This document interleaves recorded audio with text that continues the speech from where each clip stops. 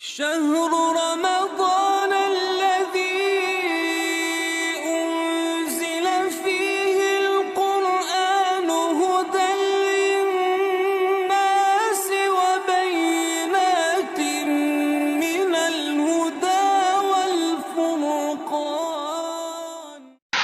السلام عليكم ورحمة الله وبركاته.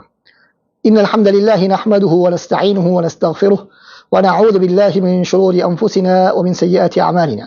من يهده الله فلا مضل له ومن يضلله فلا هادي له وأشهد أن لا إله إلا الله وحده لا شريك له وأشهد أن محمدا عبده ورسوله. أما بعد.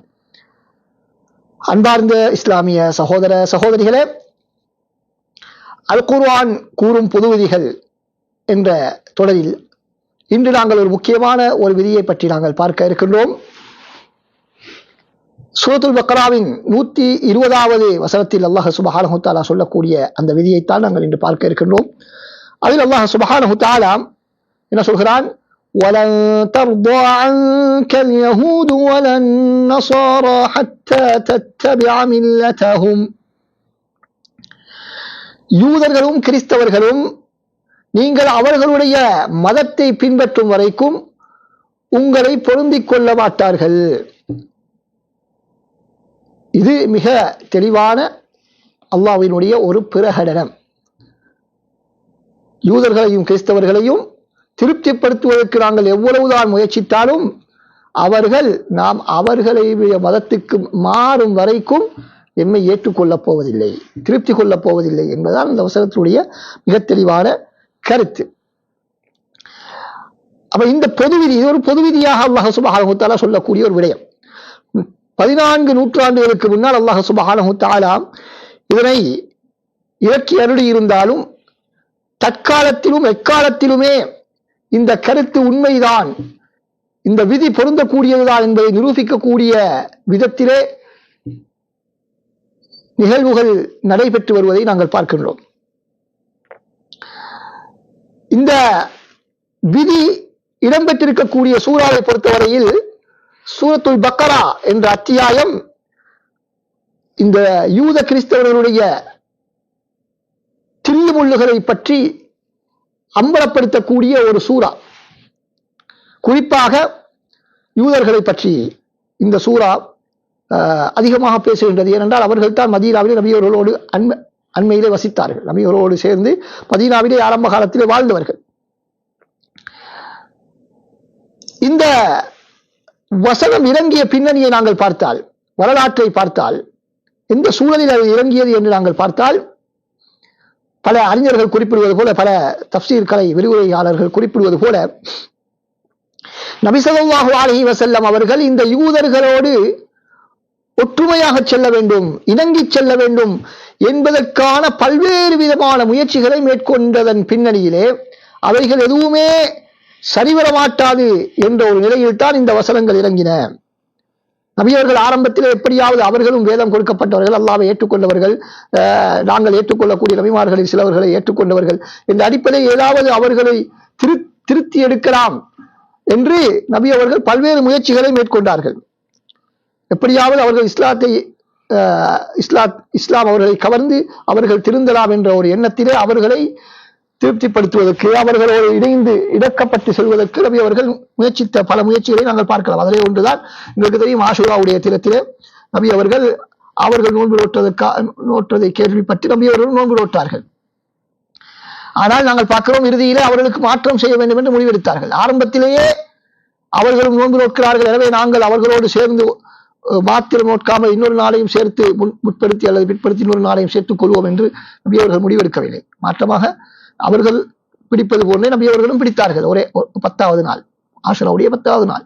ஆனால் எந்த முயற்சியும் அவர்களிடத்திலே பலனளிக்கவில்லை, அவர்களோடு இறங்கிச் செல்வதற்கான எந்த விதமான முயற்சியும் பலனளிக்கவில்லை என்ற அடிப்படையிலே இறுதியிலே அவர்களுக்கு மாற்றமாக செயற்படுவதுதான் இஸ்லாமிய வழிகாட்டல் என்று நபி அவர்கள் பிரகடனம் செய்யக்கூடிய அளவுக்கு நிலைமை மாறிவிட்டது என்பதை நாங்கள் புரிந்து கொள்ள வேண்டும்.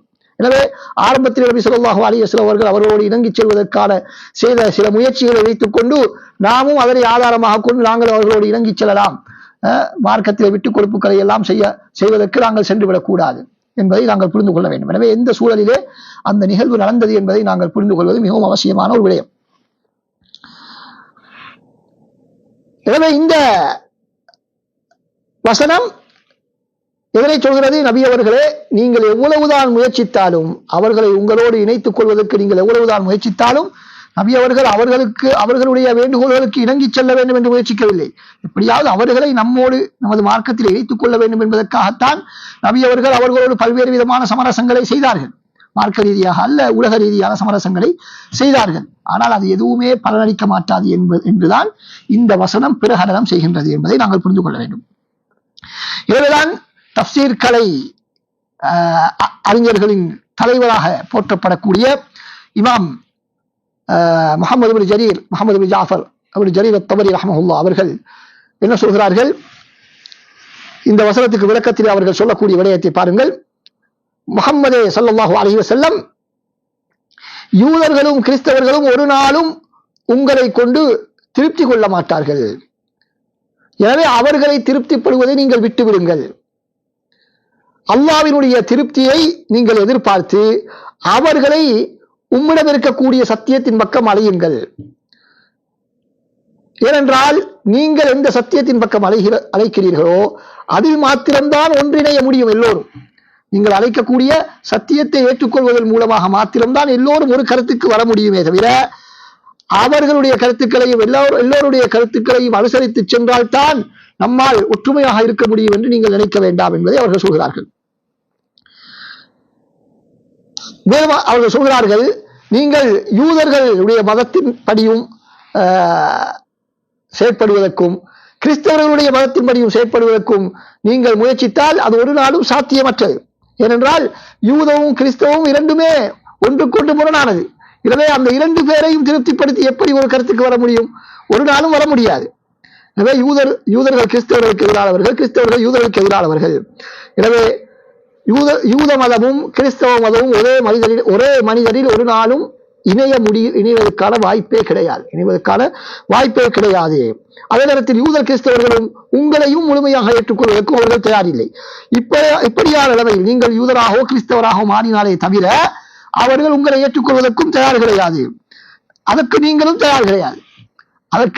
தயார் கிடையாது. அவர்களும் அவர்களுடைய கருத்துக்களை மாற்றிக்கொள்வதற்கு தயார் கிடையாது என்று இருக்கக்கூடிய நிலையில் எவ்வாறு அவர்களை நீங்கள் திருப்திப்படுத்தலாம் என்பதை அவர்கள் சொல்கிறார்கள். எனவே ஒவ்வொருவரும் ஒரு தனியாளால் எல்லா கொள்கைகளையும் பின்பற்றி நடக்க முடியாது ஒரு நாள். எனவே நீங்கள் ஒரு மனிதர், எனவே எல்லா கருத்துக்களையும் உங்களால் பின்பற்ற முடியாது. எனவே அது மாத்திரமல்ல, ஒன்றுக்கொன்று முரணான இரண்டு மார்க்கங்களை எவ்வாறு நீங்கள் திருப்திப்படுத்த முடியும் இப்படியான நிலைமையில் என்பதாக அவர்கள் கேட்கிறார்கள். எனவே அந்த இரண்டு மதங்களையும் நீங்கள் ஒரே நேரத்திலே பின்பற்றுவதற்கு உங்களுக்கு வாய்ப்பில்லை என்று சொன்னால், அந்த இரண்டு சமூகத்தினரையும் திருப்திப்படுத்துவதற்கும் உங்களுக்கு ஒரு நாளும் முடியாத காரியம்.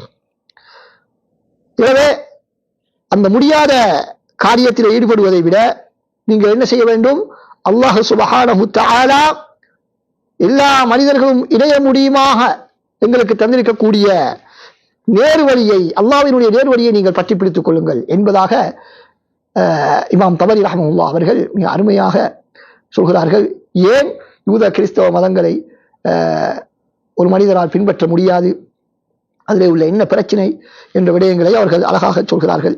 ஏன் அந்த மதங்களுக்கு இடையிலே பல முரண்பாடுகள் இருக்கிறது. எனவே நீங்கள் யூதர்களையும் திருப்திப்படுத்தி கிறிஸ்தவர்களையும் திருப்திப்படுத்துவது என்பது ஒரு நாளும் சாத்தியமற்ற ஒரு விடயம். அத்தோடு நீங்களும் உங்களுடைய மதத்தை பின்பற்றிக் கொண்டு அதை செய்வது என்பது இன்னும் அசாத்தியமான ஒரு விடயம் என்பதாக அவர்கள் அதிலே சுருக்கமாக சொல்கிறார்கள். எனவே அப்படி எல்லோரும் ஒன்றிணைய வேண்டும் என்றால் அதற்கான ஒரே வாய்ப்பு இஸ்லாத்தில் மாத்திரம்தான் ஒன்றிணைய முடியும். எல்லோரும் இஸ்லாத்தை நோக்கி வந்தால் மாத்திரம்தான் அது முரணில்லாத எல்லோரும் ஒற்றுமையாக இருக்க முடியுமான ஒரு சந்தர்ப்பம் என்பதாக சொல்கிறார்கள். அதைத்தான் இந்த வசனமும் எங்களுக்கு சொல்கிறது. அடுத்ததாக நாங்கள் பார்க்க வேண்டிய முக்கியமான விடயம் என்று சொன்னால், இந்த வசனத்தின் இறுதியிலே அல்லாஹ் சுப்ஹானஹு வ தஆலா சொல்லக்கூடிய அச்சுறுத்தலும் எச்சரிக்கையும் மிகவும் கவனிக்கத்தக்க ஒரு விடயமாக இருக்கிறது.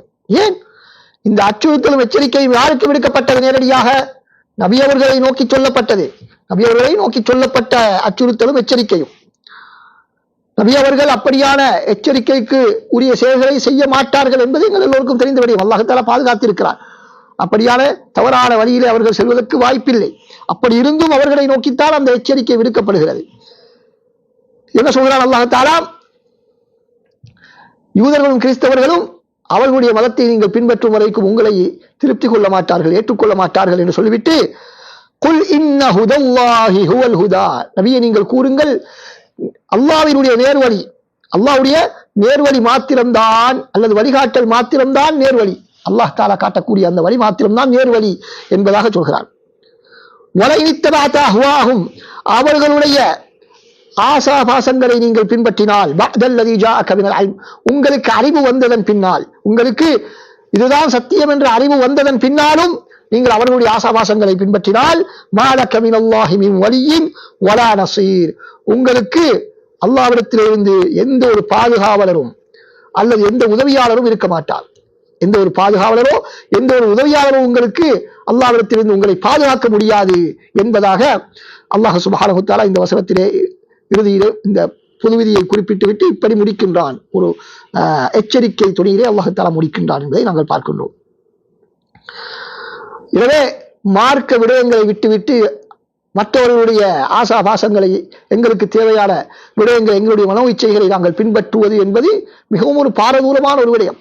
அப்படி செய்தால் அல்லாஹ்வுடைய தண்டனையிலிருந்து எங்களை யாராலும் பாதுகாக்க முடியாது, யாரும் எங்களை பாதுகாக்க முடியாது.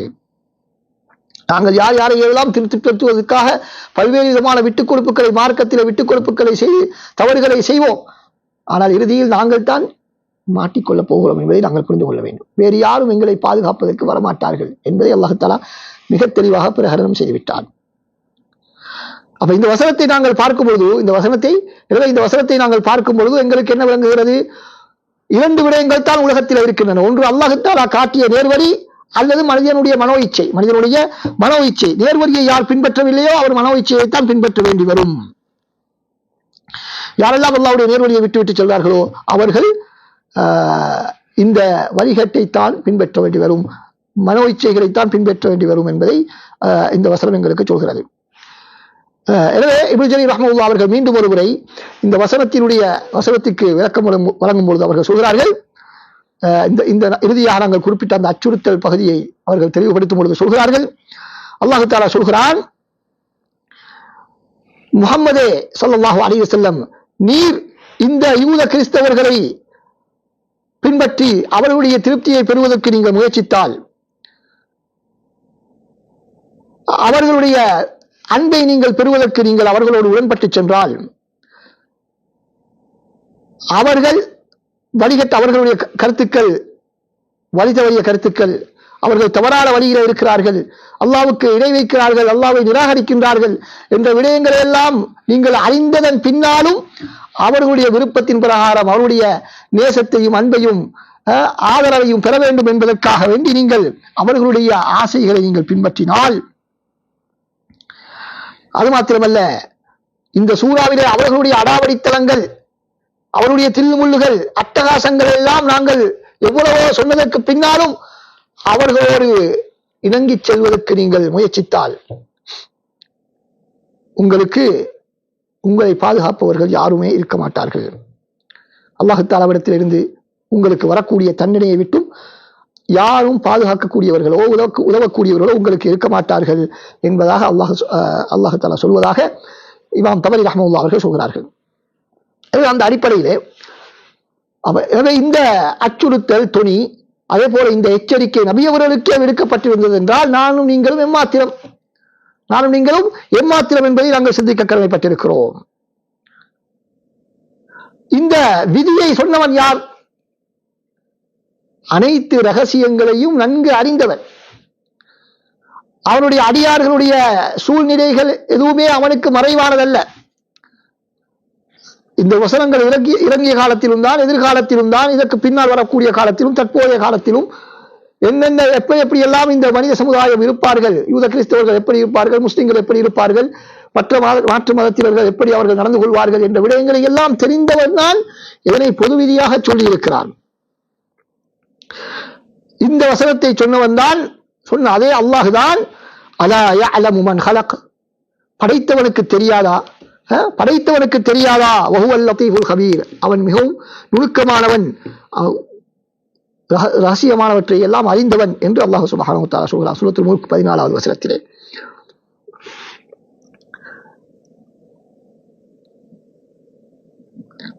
ஒரு விரிவுரையாளர் இந்த குர்ஆன் வசனத்துக்கு விரிவுரை செய்த ஒரு விரிவுரையாளர் சொல்கிறார், இந்த வசனம் இருக்கிறது அல்லவா, இது ரசூல் ஸல்லல்லாஹு அலைஹி வஸல்லம்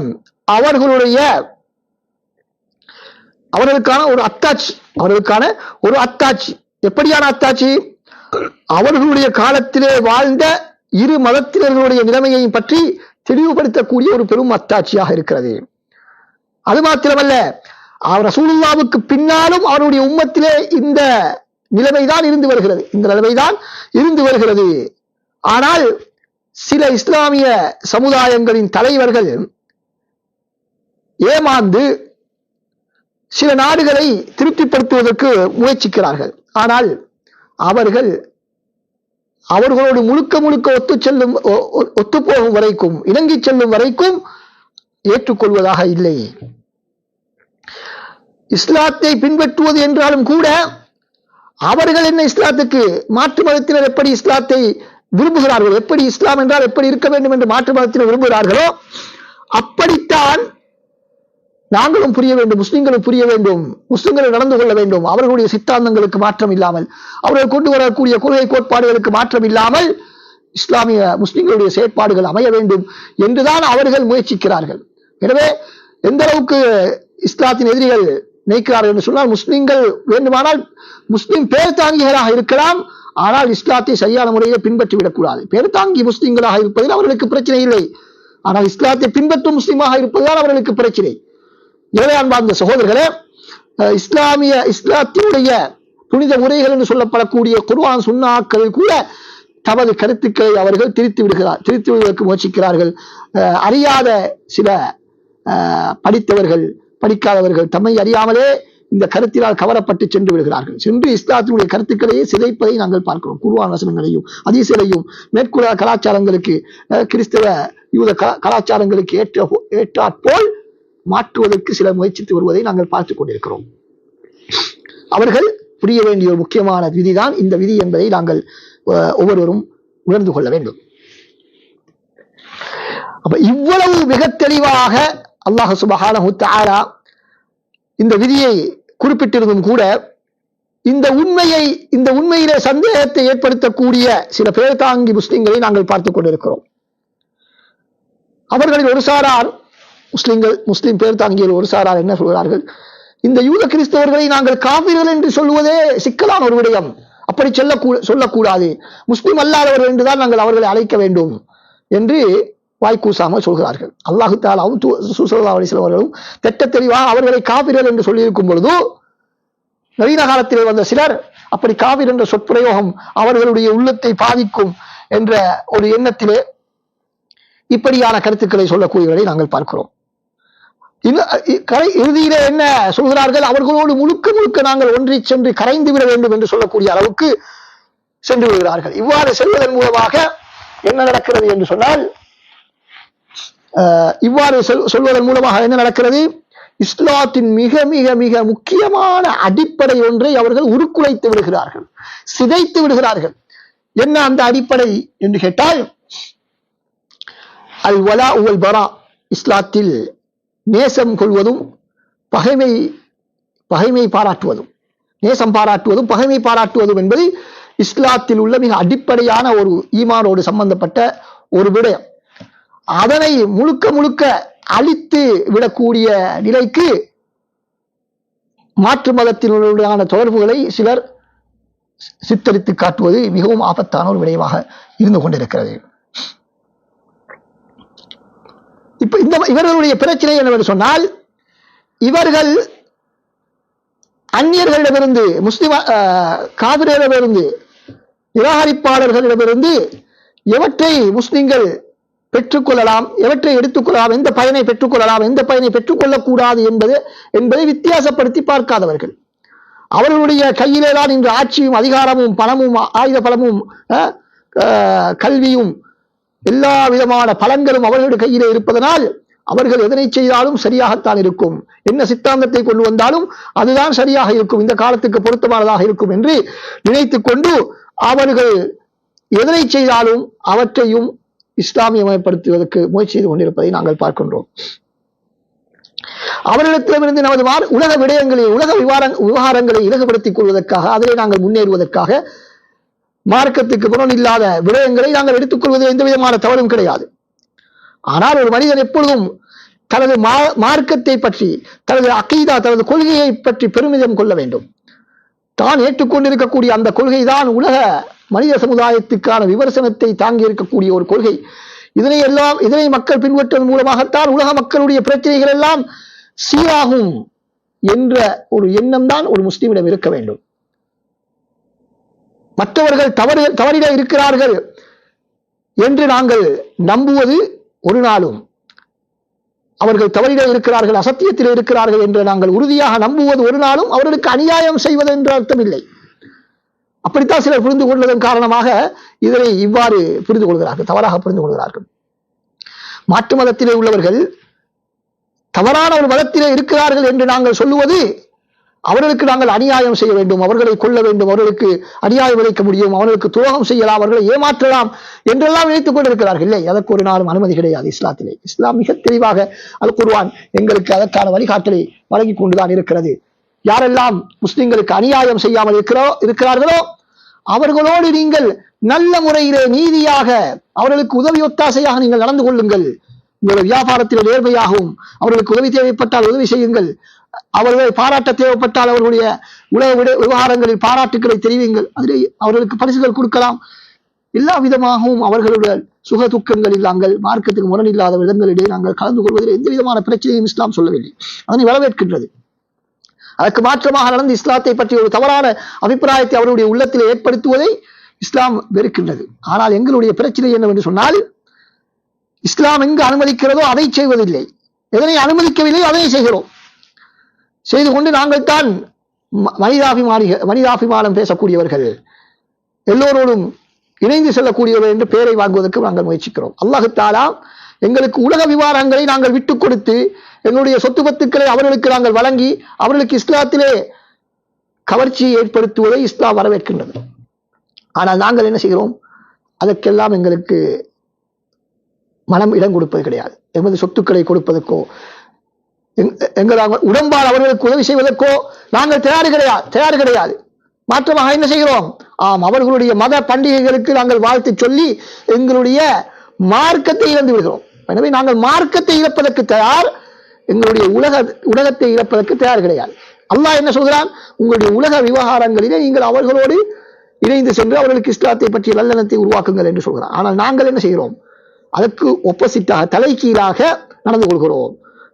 உலக விவகாரங்கள் எந்த விட்டுக் கொடுப்பு நாங்கள் செய்வது கிடையாது. அதற்கு மாற்றமாக அவர்களுக்கு அநியாயம் வைத்துக் கொண்டு அவர்களுடைய மத பண்டிகைகள் வந்தால் வாழ்த்து சொன்னால் மட்டும் அவர்களுக்கு இஸ்லாத்தை பற்றிய நல்லெண்ணம் வந்துவிடும் என்று நினைத்துக் கொண்டிருக்கின்றோம். அதன் காரணமாக அப்படி நல்லெண்ணம் உருவாகுமா? இல்லை. அப்படி நாங்கள் எங்களுடைய மதத்தை எந்த விதத்திலும் கணக்கெடுக்காமல் எங்களுடைய மதத்துக்கு நேர்மாற்றமாக தௌஹீதுக்கு ஏகத்துவத்துக்கு நேர்மாற்றமான அவருடைய கொள்கைகளை கொண்டு அவர்களுடைய மத பண்டிகைகளிலே சென்று கலந்து கொள்வதன் மூலமாக அவர்களுக்கு எங்களுடைய மதத்தை பற்றி ஒரு தவறான எண்ணம் தான் ஏற்படும். இது என்ன ஒரு மதம், தான் ஒரு ஏகத்துவ மதத்தில் இருப்பதாக கூறிக்கொண்டு ஏகத்துவத்துக்கு மாற்றமான சிந்தனையில் இருக்கக்கூடிய இந்த பண்டிகைக்கு வாழ்த்து சொல்கிறான் என்று அவர்கள் நினைக்க மாட்டார்களா? வெறுமனே ஒரு பாசாங்குக்காக எம்மை ஏமாற்றுவதற்காக தான் இவர்கள் வாழ்த்து சொல்கிறார்கள் என்பதை அவர்கள் இலகுவாக புரிந்து கொள்வதற்கு பெரிதாக ஒரு சிரமம் எடுக்க வேண்டிய அவசியம் இல்லை. எனவே அன்பார்ந்த சகோதரர்களே, நாங்கள் குளிக்கச் செல்கிறோம் என்ற பெயரிலே சேறு பூசிக் கொள்வது கூடிய வேலையைத்தான் நாங்கள் செய்து கொண்டிருக்கிறோம் என்பதை நாங்கள் புரிந்து கொள்ள வேண்டும்.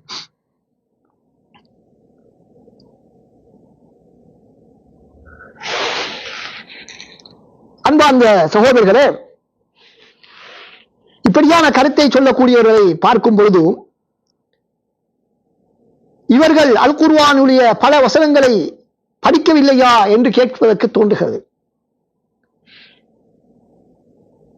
அதிலே ஒரு வசனத்தில் அல்லாஹ் சுப்ஹானஹு வ தஆலா சூரத்துல் பக்ராவின் 217வது வசனத்தில் சொல்வதை பாருங்கள். இந்த காபிர்களை பற்றி சொல்லும் பொழுது அல்லாஹ் சுப்ஹானஹு வ தஆலா சொல்கிறான் வலா யஸாலூன யுகாத்திலூனகும் ஹத்தா யருத்தூக்கும் அன் தீனிக்கும் இன் இஸ்ததாஉ. அவர்கள் உங்களுடைய மார்க்கத்தை விட்டும் உங்களை எப்படியாவது திசை திருப்பி விட வேண்டும், வெளியேற்றி விட வேண்டும், நீங்கள் மதம் மாறிவிட வேண்டும் என்பதற்காக தம்மால் இயலுமான அளவு முயற்சிகளை செய்து கொண்டே இருக்கிறார்கள். நீங்கள் அவ்வாறு மதம் மாறும் வரைக்கும் உங்களோடு போராடி கொண்டே அவர்கள் இருப்பார்கள் என்று அல்லாஹ் சுப்ஹானஹு வ தஆலா சொல்கிறார். அல்லாஹ் தஆலா திட்டத் தெளிவாக இவ்வளவு சொன்னதன் பின்னாலும் நாங்கள் ஏமாறுகிறோம் என்று சொன்னால் அது எங்களுடைய பிரச்சனைதான். அதே போல அல்லாஹ் சுப்ஹானஹு வ தஆலா இந்த யூத கிறிஸ்தவர்களை பற்றி குறிப்பாக சொல்லும் பொழுது, வேதக்காரர்களை பற்றி சொல்லும்போது அதே போன்று சொல்கிறான். இந்த வேதக்காரர்களில் அதிகமானவர்கள் நீங்கள் ஈமான் கொண்டதன் பின்னால் நிராகரிப்பாளர்களாக மாறிவிட வேண்டும் என்றுதான் விரும்புகின்றார்கள். காரணம் என்ன? ஹஸதம் மின் இன்தி அன்ஃபுஸிஹிம் மின் பாதி மா தபய்யன லஹும் அல் ஹக். சத்தியம் அவர்களுக்கு நன்றாக தெளிவான பின்னரும் அவர்களுக்கு ஏற்பட்ட அந்த பொறாமையின் காரணமாக முஸ்லிம்களாக வாழக்கூடாது என்று அவர்கள் விரும்புகின்றார்கள். அவர்களில் அதிகமானவர்கள் விரும்புகின்றார்கள் என்பதாக அல்லாஹ் சுப்ஹானஹு வ தஆலா சொல்கிறார். இது யூத கிறிஸ்தவர்களை பற்றி. பொதுவாக காபிர்களை பற்றி அல்லாஹ் தஆலா சொல்லும் பொழுது என்ன சொல்கிறான்? ஈமான் கொண்டவர்களே, நீங்கள் நிராகரிப்பாளர்களுக்கு நீங்கள் அடிபணிந்தால், அவர்களுக்கு நீங்கள் கட்டுப்பட்டால் என்ன நடக்கும்? யருத்தூக்கும் அலா ஆகாபிக்கும். அவர்கள் உங்களை திருப்பி மீண்டும் வந்த வழியிலே உங்களை திருப்பி செலுத்தி விடுவார்கள், மதம் மாற்றி விடுவார்கள். பத்தம் கடிபு ஹாசிரி, இதனால் நீங்கள் நஷ்டவாதிகளாக மாறிவிடுவீர்கள் என்று அல்லாஹ் சுப்ஹானஹு வ தஆலா சூரா ஆல் இம்ரானுடைய 159வது வசனத்திலே சொல்கிறார். இந்த வசனங்கள் எல்லாம் எங்களுக்கு எதனை சொல்கின்றன?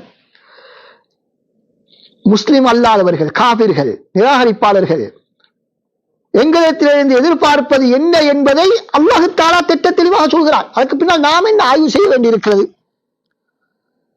அவர்கள் எம்மிடத்திலிருந்து எதிர்பார்ப்பது நாம் எமது மதத்தை பின்பற்றக்கூடாது என்பதைத்தான்.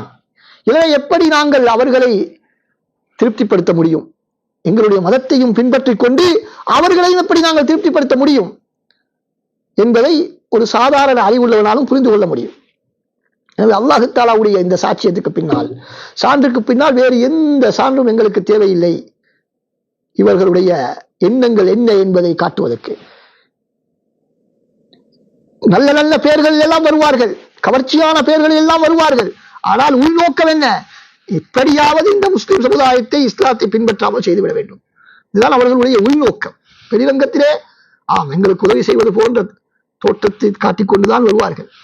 எனவே நாங்கள் மிக கவனமாக இருக்க வேண்டும். பெயர்களின் கவர்ச்சிகளை பார்த்து நாங்கள் ஏமாந்து விடக்கூடாது. அதனுடைய உள்ளடக்கம் என்ன என்பதை நாங்கள் பார்க்க வேண்டும். அன்பார்ந்த சகோதரர்களே, இங்கு குறிப்பிடப்பட்ட இந்த யூதர்களும் கிறிஸ்தவர்களும் நீங்கள் அவருடைய மதத்தை பின்பற்றும் வரைக்கும் உங்களை ஏற்றுக்கொள்ள மாட்டார்கள் என்ற இந்த செய்தி ஒரு தகவல், ஒரு செய்தியை பொறுத்தவரையில் அதில் ஒரு நாளும் மாற்றம் நிகழ முடியாது. அதிலே நாசிக் மன்சூக் என்பது கிடையாது, மாற்றப்பட முடியாது. சட்டம் ஏவல் விலக்கல் தான் என்ன நடக்க முடியும்? ஒன்றை செய்யுங்கள், செய்ய வேண்டாம் என்று ஒரு காலத்தில் சொல்லிவிட்டு இன்னும் ஒரு காலத்தில் அந்த சூழல் மாறியவுடன் நீங்கள் செய்ய வேண்டாம் என்று சொல்வதற்கு செய்யுங்கள் என்றும், செய்யுங்கள் என்று சொன்னதை செய்ய வேண்டாம் என்றும், அல்லது அந்த சட்டத்திலே சில தளர்வுகளையும் ஏற்படுத்த முடியும். ஆனால் செய்தியை பொறுத்தவரையில் அது ஒரு நாள் மாற்ற முடியாது. இப்படி ஒரு விஷயம் நடக்கும் என்று அல்லாஹ் தஆலா சொல்லிவிட்டு அது பிறகு மாறுமா? மாறமாட்டாது. இதுதான் இவர்களுடைய இயல்பு என்று அல்லாஹ் தஆலா சொன்னால் அதுதான் அவர்களுடைய இயல்பாக இருக்கும். எந்த காலத்திலும் அது மாறியதாக நாங்கள் வாதிடுவது என்பது அல்லாஹ்வுக்கு பாடம் நடத்துவதாக மாறிவிடும். உதாரணத்துக்கு நாங்கள் வரலாற்று பக்கங்களை புரட்டி பார்த்தால் இந்த விதி எந்த அளவுக்கு உண்மையானது என்பதை எங்களால் மிக தெளிவாக புரிந்து கொள்ள முடியும். ரசூல் ஸல்லல்லாஹு அலைஹி வஸல்லம் அவர்களுக்கு வழங்கிய விருந்திலே ஆட்டிலே நஞ்சூட்டியது யார்? யூத பெண்மணி. அந்த நஞ்சூட்டப்பட்டதனால் தான் ரசூலுல்லாஹ்வுக்கு அதனுடைய பாதிப்பினால் தான் நபி அவர்கள் இறந்ததாக நாங்கள் வரலாற்றில் நாங்கள் பார்க்கின்றோம். அதே போல உமர் ரலியல்லாஹு அன்ஹு அவர்களை கொண்டது யார் என்று பார்த்தால் அதற்கும் அந்த காபிர்களுக்கு இடையிலே சம்பந்தம் இருந்திருக்கிறது. இப்படி பல இஸ்லாமிய ஹலீஃபாக்களை கொண்டதிலே முஸ்லிம் அல்லாதவர்களுக்கு மிக பெரும் பங்கு இருந்திருக்கிறது. குறிப்பாக யூத கிறிஸ்தவர்களுடைய அதிகாரத்தை ஒழிப்பதற்கு பாடுபட்ட பல இஸ்லாமிய தலைவர்களை அவர்கள் திட்டமிட்டு கொலை செய்த வரலாறுகளை எங்களுக்கு தெரிந்த ஒரு விடயம். அன்பார்ந்த சகோதரர்களே, சிலர் இந்த மாற்று மதத்தைச் சேர்ந்தவர்களோடு காபிர்களோடு நாங்கள் இயன்றளவு இணங்கித்தான் செல்ல வேண்டும், அவர்களை நாங்கள் பகைத்துக் கொள்ளவே கூடாது என்று சொல்வதற்கான முக்கியமான ஒரு காரணம் என்று சொன்னால் அவர்களுடைய அந்த ஏமாளித்தனம். அவர்கள் ஏமாந்து விடுகிறார்கள். என்ன ஏமாந்து விடுகிறார்கள்? சில யூத கிறிஸ்தவர்கள் அல்லது மாற்று மதத்தைச் சேர்ந்த காபிர்கள் இவர்கள் நடக்கக்கூடிய நேரத்திலே அவர்கள் என்ன செய்வார்கள்? நல்ல முறையிலே ஏமாற்றாமல் உண்மையாக நேர்மையாக உதவி ஒத்தாசை செய்யக்கூடிய விதத்திலே எங்களோடு நடந்து கொள்வார்கள். இது சில வேளை நடப்பது உண்மைதான். ஆனால் இது ஒரு சிலருடைய நடவடிக்கைகளை வைத்து நாங்கள் இந்த பொது விதியை நாங்கள் மீறுவதற்கு முயற்சி செய்து விடக்கூடாது. அதே நேரத்தில் இந்த தனிப்பட்ட இந்த உறவுகள் எல்லாம் சில நலவுகளை அடிப்படையாக கொண்டுதான் காணப்படுகின்றன. அவர்கள் முஸ்லிம்களுக்கு நலவு செய்ய வேண்டும் என்பதற்காக செய்வதாக நாங்கள் நினைத்துக் கொள்ளக்கூடாது. அல்லது விதிவிலக்காக ஒரு சில இடங்களில் சில மனிதர்கள் இருக்கலாம். காபிர்களாக இருந்தாலும் நல்ல முறையில் எங்களுடைய முஸ்லிம்களை விட எங்களோடு நல்ல முறையில் நடந்து கொள்ளக்கூடிய காபிர்களும் கூட சில பேர் இருக்கலாம். அதுவே நாங்கள் இல்லை என்று சொல்லவில்லை. ஆனால் அதற்காக வேண்டி பொது விதியாக அதை நாங்கள் மாற்றுவதற்கு முயற்சிக்க கூடாது. அதுதான் இங்குள்ள பிரச்சனை. சில விதிவிலக்குகளை விதிவிலக்காகத்தான் பார்க்க வேண்டும் தவிர விதியாக நாங்கள் பார்க்கக்கூடாது. இன்று பிரச்சனை அதுதான். விதிவிலக்குகளை எல்லாம் விதியாக்குவதற்கு முயற்சி செய்வதுதான் பிரச்சனை. எனவே அப்படி சில வேளை தனிப்பட்ட முறையிலே நல்ல முறையில் நடந்து கொள்ளக்கூடியவர்கள் கூட சந்தர்ப்பம் ஏற்பட்டால் தமது உண்மையான முகத்தை வெளிப்படுத்துவதற்கு வாய்ப்பு இருக்கிறது. எனவே அவர்களை நாங்கள் ஒரு நாளும் முழுமையாக நம்ப முடியாது. ஏனென்றால் ஷாம் தேசத்திலே அந்த சிலுவை யுத்தங்களை நாங்கள் எடுத்து பார்த்தால் சலாஹுதீன் அய்யூபிக்கு முன்னாலும் அவர்களுக்கு பின்னாலும் நடந்த அந்த சிலுவை யுத்தங்களுடைய வரலாற்றை நாங்கள் எடுத்து பார்த்தால் அவர்கள் செய்த அநியாயங்கள் அட்டூழியங்களை எல்லாம் எங்களால் மிக இலகுவாக கண்டுகொள்ள முடியும். அதே காலத்தில் தற்காலத்திலே இன்று பலஸ்தீன், ஆப்கானிஸ்தான், ஈராக் போன்ற பல நாடுகளில், சிரியா போன்ற பல நாடுகளிலே இன்று இவர்கள் செய்யக்கூடிய அநியாயங்கள் அட்டூழியங்கள், குறிப்பாக அண்மையிலே காசாவிலே பலஸ்தீனில் நடந்த அநியாயங்கள் அட்டூழியங்களை எல்லாம் பார்க்கும் பொழுது இவர்களுடைய உண்மையான தோற்றம், கோர முகம் எங்களுக்கு மிக தெளிவாக புலப்படுகின்றது. யாரெல்லாம் இன்று மிகப்பெரிய அநியாயங்களை கட்டவிழ்த்து விட்டிருக்கிறார்களோ அவர்கள் தான் மனித உரிமைகளை பற்றியும் பெண் உரிமை பற்றியும் பெண் வலுவூட்டல் பற்றியும் சிறு பிள்ளைகளுடைய உரிமை, மிருகங்களுடைய வனவிலங்குகளுடைய உரிமை என்று எல்லோரோடும் இரக்கம் இருப்பது போல அவர்கள் தான் எப்பொழுதும் எங்களுக்கு உரையாற்றக்கூடியவர்கள். அவர்களுடைய உண்மையான முகத்தை தான் நாங்கள் இன்று பார்த்துக் கொண்டிருக்கிறோம். ஏதாவது ஒரு நாட்டிலே மனித உரிமை மீறல் நடக்கிறது, எனவே அந்த நாட்டு அரசாங்கத்தை கவிழ்க்க வேண்டும் என்று இவர்கள் தான் என்ன செய்வார்கள்? கூக்குரலிடுவார்கள். ஆனால் இன்று என்ன செய்து கொண்டிருக்கிறார்கள்? காசா மட்டுமில்லை, பல நாடுகளில் எவ்வளவு அநியாயங்களை கட்டவிழ்த்து விட்டிருக்கிறார்கள். முஸ்லிம்களுக்கு அநியாயம் என்று சொன்னால் பார்ப்பதற்கு கேட்பதற்கு யாரும் கிடையாது. வேறொரு நாடாக இருந்தால், வேறொரு மதத்தைச் சேர்ந்தவர்களாக இருந்தால் அவர்களுக்காக குரல் கொடுப்பதற்கு 1000 பேர் இருக்கிறார்கள். எனவே இவர்களுடைய இரட்டை முகங்களை மிக தெளிவாக எங்களுக்கு படம் பிடித்து காட்டியதுதான் இந்த காசாவினுடைய இந்த அண்மைய நிகழ்வுகள். எனவே அன்பார்ந்த சகோதரர்களே, நாங்கள் எங்களுடைய எந்த விதமான தீர்மானத்திலும் எந்த விதமான ஆய்விலும் அது சம்பந்தமாக அல் குர்ஆனும் சுன்னாவும் என்ன சொல்கிறது, யூத கிறிஸ்தவர்களுடைய காபிர்களோடான எங்களுடைய தொடர்பை பற்றி அல் குர்ஆனும் சுன்னாவும் என்ன சொல்கிறது என்றுதான் பார்க்க வேண்டும். தவிர எங்களுடைய சொந்த லாபங்களை அடிப்படையாக வைத்து நாங்கள் அதனை முடிவு செய்துவிடக்கூடாது. குறிப்பாக சில ஆன்மீக தலைவர்கள், முஸ்லிம் சமுதாயத்தினுடைய சில தலைவர்கள் இவ்வாறு ஏமாறுவது நிறைய நடந்து கொண்டிருக்கிறது. ஏதாவது ஒரு முஸ்லிம் அமைப்பின் ஒரு தலைவரை மாற்று மதத்தைச் சேர்ந்த ஒரு தலைவர் கௌரவப்படுத்தி இருப்பார், அவரை விருந்து கலைத்திருப்பார். இவரை வைத்துக் கொண்டு என்ன சொல்வார்கள்? இவர் முஸ்லிம்களோடு நன்றாக நடக்கக்கூடியவர். இல்லை, அவ்வாறு நாங்கள் முடிவெடுக்க முடியாது. அவருடைய ஏதாவது சொந்த லாபத்தை நிறைவேற்றிக் கொள்வதற்காக எங்களை விருந்து கலைத்திருக்கலாம். எங்களுக்கு தெரியாமல் தண்ணீருக்குள் அவர் நெருப்பை கொண்டு போவதற்கும் வாய்ப்பு இருக்கிறது. எனவே ஒருவர் தனிப்பட்ட முறையில் எங்களுக்கு கொடுக்கக்கூடிய கண்ணியங்களை வைத்து அல்லது எங்களுக்கு தரக்கூடிய வாய்ப்புகளை வைத்து எங்களுக்கு வழங்கக்கூடிய கௌரவத்தை வைத்து நாங்கள் அவர் எல்லா முஸ்லிம்களோடும் அப்படித்தான் இருக்கிறார், அவர் இஸ்லாத்தை பற்றி ஒரு நல்லெண்ணத்திலே தான் இருக்கிறார் என்று நாங்கள் முடிவெடுத்து விடக்கூடாது. அவ்வாறு எடுத்துவிட்டால் ஒரு சமுதாயத்துக்கு நாங்கள் செய்யக்கூடிய மிகப்பெரிய அநியாயமாக மாறிவிடும். எனவே எங்களுக்கு கிடைக்கக்கூடிய அந்த வரங்களை நாங்கள் சமுதாயத்துக்கு கிடைத்த வரங்களாக புரிந்து கொள்ளக்கூடாது. அது தனிப்பட்ட விடயமாக அதனை நாங்கள் கருத வேண்டுமே தவிர அதனை பொதுமைப்படுத்திவிடக் கூடாது. எனவே வல்லவன் அல்லாஹ் சுப்ஹானஹு வ தஆலா இன்றைய விதியிலே நாங்கள் கேட்ட விடயங்களை நடைமுறைப்படுத்துவதற்கும் அதனை உறுதியாக நம்பி மற்றவர்களுக்கு உபதேசம் செய்வதற்கும் எடுத்துச் சொல்வதற்கும் அருள் புரிவானாக. வாஹிரு தஅவானா அல்ஹம்துலில்லாஹி ரப்பில் ஆலமீன். அஸ்ஸலாமு அலைக்கும் வரஹ்மத்துல்லாஹி வபரகாத்துஹு.